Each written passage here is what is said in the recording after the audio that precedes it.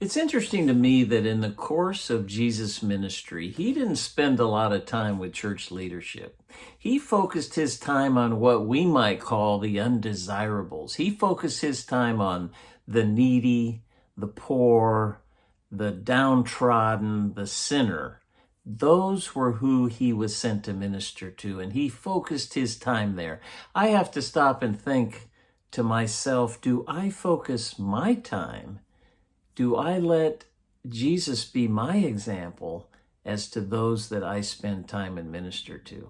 Let's talk about it in your morning cup of inspiration. Maybe you're the same way. Maybe you shy away from the undesirable. Remember the story, it's in Luke, the 19th chapter, of Zacchaeus. Zacchaeus was a tax collector. He wanted to see Jesus as he was passing. He climbs up a tree because he's a little short man, very similar to Dan.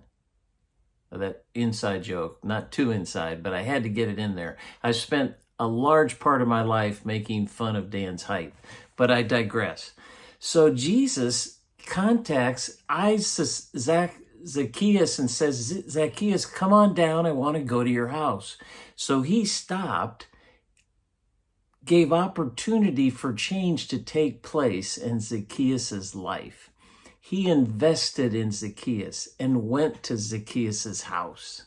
Now, Zacchaeus was a tax collector, so he was really an evil and sinful man that most of the people did not like, because he would go to collect taxes and collect more than he needed and pocket the difference. So you can imagine what the people thought of him. When they saw Jesus hanging around with Zacchaeus and his friends, they were just beside themselves. But Jesus showed them attention. He overrode what culture would say, what society would say, and he ministered to Zacchaeus that day. And Zacchaeus came to believe in him. The Bible says salvation was found in that home, and Zacchaeus turned his life around.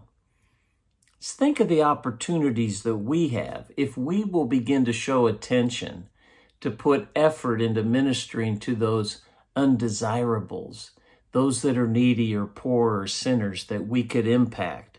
But it's interesting. I love the last verse of this story. It's the 10th verse of that 19th chapter, where it tells us where our passion and desire should be, exactly where Jesus's was. The Son of Man came to seek and to save that which was lost. That is our challenge.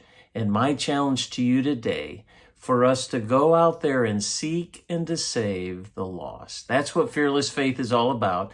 I pray you'll take on that challenge today. Thanks for joining me for that morning cup of inspiration, and we'll see you next time.